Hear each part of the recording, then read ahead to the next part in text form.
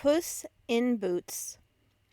Once upon a time there was a miller who had 3 sons. When he died, he left his mill to the eldest son, his ass to the second son, and his cat to the youngest, who had always been his favorite. The 2 eldest sons resolved to live together, but they would not let their brother live with them because he had only a cat. So the poor lad was very sorrowful and wondered what he should do to get his bread. While he was sitting thinking about it, Puss jumped up on the table and touched him with her paw. "My dear master," she said, "do not fret, I will get your living for you. Only you must buy me a pair of boots and give me a bag." The miller's son had very little money, but he thought it was such a wonderful thing to hear a cat talk that he could not refuse her request. So he took Puss to the shoemaker's and got him to make her a very small pair of boots, and then he gave her a nice large bag. Now not far from the mill there was a rabbit warren, and Puss resolved to catch some rabbits for dinner. So she put some lettuce leaves and fine parsley into her bag and went into the warren, and held the bag very quietly open, hiding herself behind it. And little greedy rabbits, who knew no better, ran into it to have a feast. Directly they were safe in, Puss pulled the string of the bag and carried them off to her master. The miller's son killed them and cooked one for dinner, but Puss took away the other, which was a very fine one, and hung it up for her next day's meal. But although their larder was thus provided, early the next day Puss took her bag and went again to the warren, and in the same manner caught 2 more fine young rabbits. But instead of carrying them home, she walked to the king's palace and knocked at the door. The king's porter asked who was there. "I have brought a present to the king," said Puss. "Please let me see his majesty."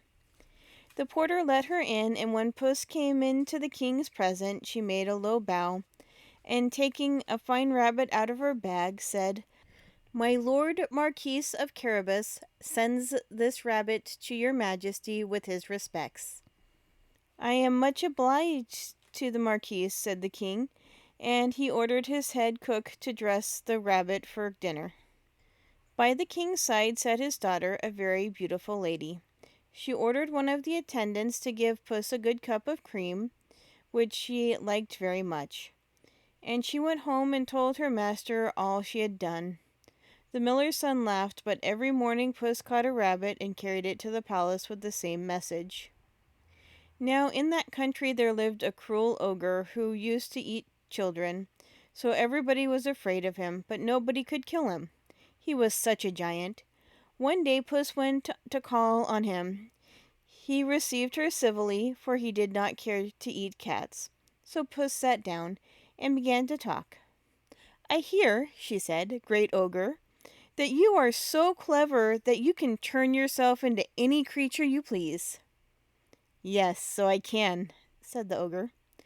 "Dear me," said Puss, "how much I should like to see your ogreship do it."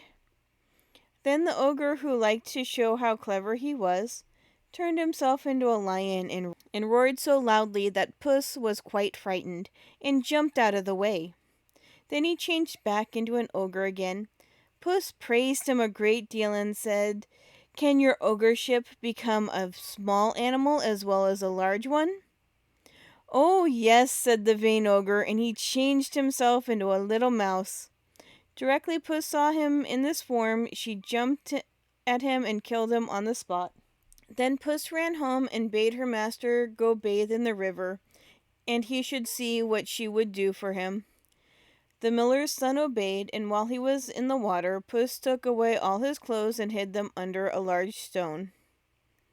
Now the king's carriage came in sight soon after, just as Puss had expected, for he always drove in that direction, and directly she saw it, she began to cry very loudly, "Help, help, for my lord Marquis of Carabas."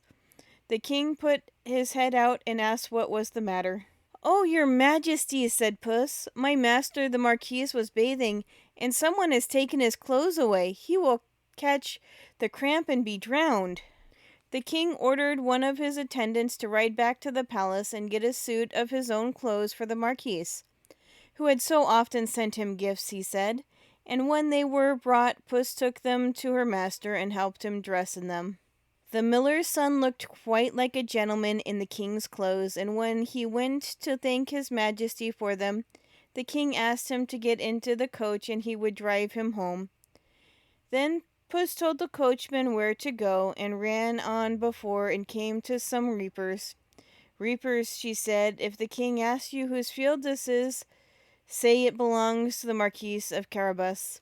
If you don't say so, you shall be chopped up as small as mincemeat." The reapers were so frightened that they promised to obey her, and she ran on and told all the laborers on the road to say the same. So when the king asked, "To whom do these fine fields belong?" the reapers answered, "To the Marquis of Carabas." The herdsman said the same of the cattle, and the king, turning to the miller's son, said, "My lord, you have fine property." But all had belonged really to the ogre, for it was to his castle the cunning cat had told the coachman to drive.